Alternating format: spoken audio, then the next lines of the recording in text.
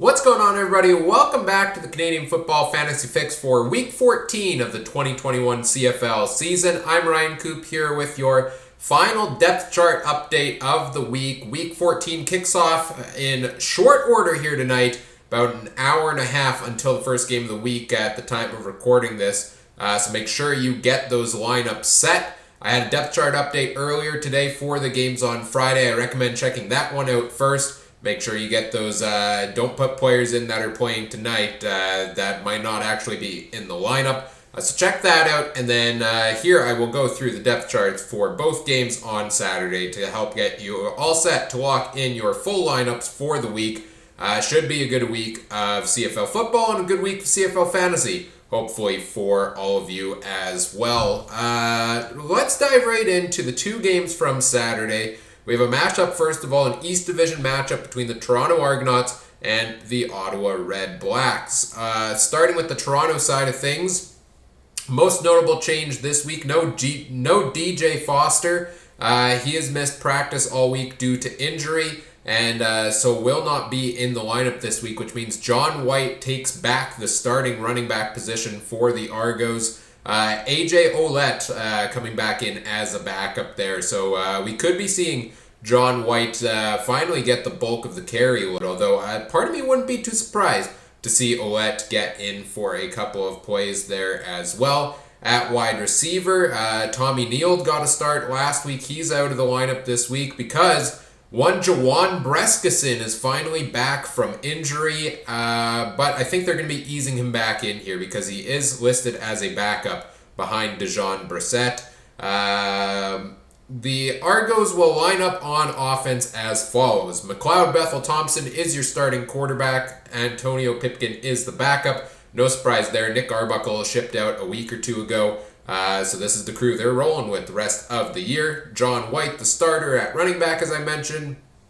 A wide receiver, they're going Dre Anderson, started last week, put up a couple of points in that game. DeVaris Daniels, Ricky Collins Jr., Curly Gittins Jr., and Dejon Brissett are your starters. So Brissett getting a starting job after being a backup for a number of weeks. I mentioned Breskison's a backup, and Chandler Worthy is also a backup behind Curly Gittins Jr. So expect Worthy to probably be primarily used in the return game here. I wouldn't expect him to get too much heavy usage at receiver, especially if he's behind Gittins, who has been performing pretty well as of late. That's how they line up offensively. Defensive side of the ball, a notable change with no Dexter McCoyle this week for the Argos there.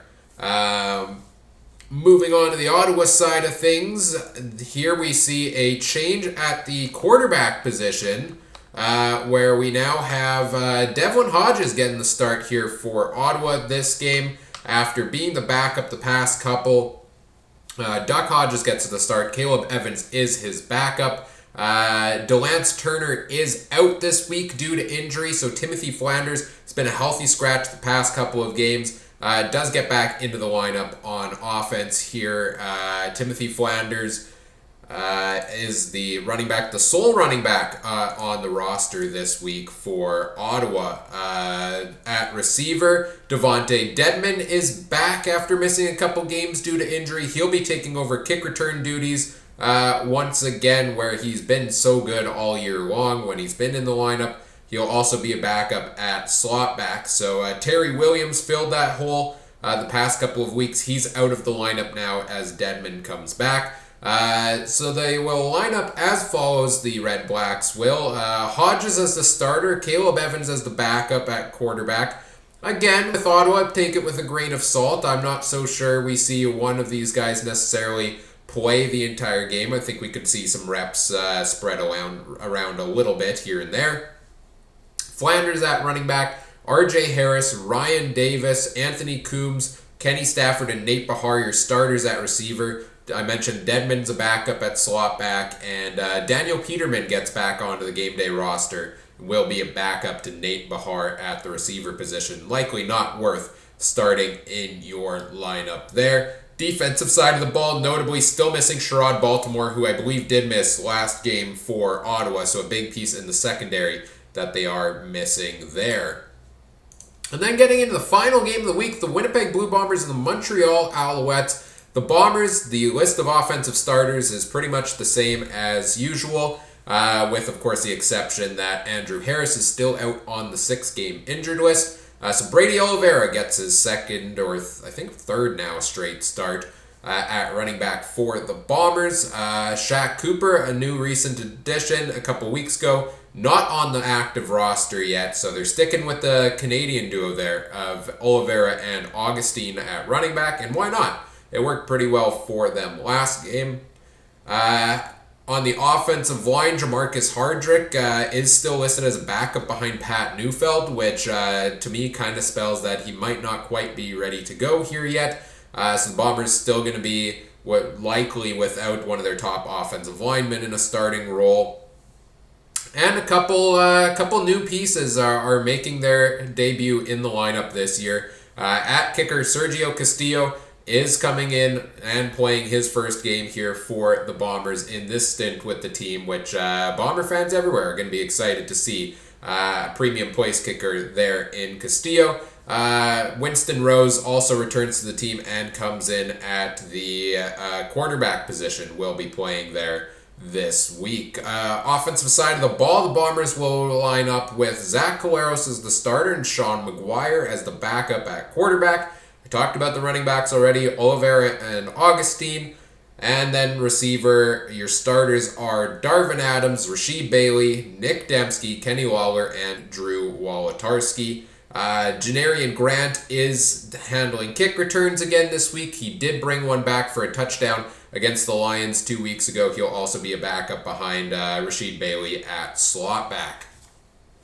And then getting in the Montreal lineup here, Trevor Harris gets the start. Matt Schultz started the past couple of games, but has an aggravated, I think it's a knee injury. So is not on the roster this week. So Trevor Harris gets the start. Shea Patterson is the backup at quarterback. I think, Montreal in a tight race for first in the East. We can expect Harris to play pretty much the entire game. I'd be shocked if he doesn't, barring injury, of course. At running back, William Stanback's your starter again, but Cameron Artis-Payne comes back onto the active roster. Filled in really nicely for Stanback in a couple of games earlier this season when he was out a few weeks ago. Primarily, I think, brought into the lineup to handle kick returns this week because Martez Jackson handled it last week but left due to injury. So Artis-Payne backup at running back handling kick returns. Note, he is not handling punt returns, though. That is being handled by Dante Absher at receiver. He's a backup to Quan Bray at receiver and handling punt returns. So both Artis-Payne and Absher, two guys that are backups at their primary roles, but handling a share of the return duties. At receiver, same crew as last week, Eugene Lewis, Reggie White Jr., Jake Weineke, Quan Bray, and Keon Julian Grant. Defensive side of the ball, pretty consistent there for Montreal once again as well. So a couple changes in terms of backups getting onto the roster to help with the return game, and the big one, Trevor Harris starting at quarterback. Otherwise, much the same for Montreal this week. Those are your depth charts for all the games on Saturday. Make sure you get those lineups in on time before the games start, and I hope you have a fantastic weekend, both in general, in life, in everything. I hope you enjoy some great CFL content, and I hope you have a successful week of CFL Fantasy, and we see you at the top of the overall leaderboard. Do all the YouTube things, like, comment, subscribe, let me know what you liked, what you didn't. If you have any fantasy questions, put them in the comments section or tweet them at me at CooperTrooper42 on Twitter. There's a link to that in the description. You can see all the depth charts there for yourself too if you would like. And if you want to play CFL Fantasy alongside myself and other viewers, there is a link in the video description to the Canadian Football Fantasy Fix group over on the official CFL Fantasy site. You can play alongside myself and other viewers this week and the rest of the 2021 CFL season. As always, thanks for watching. Take care. Have a good one. Bye.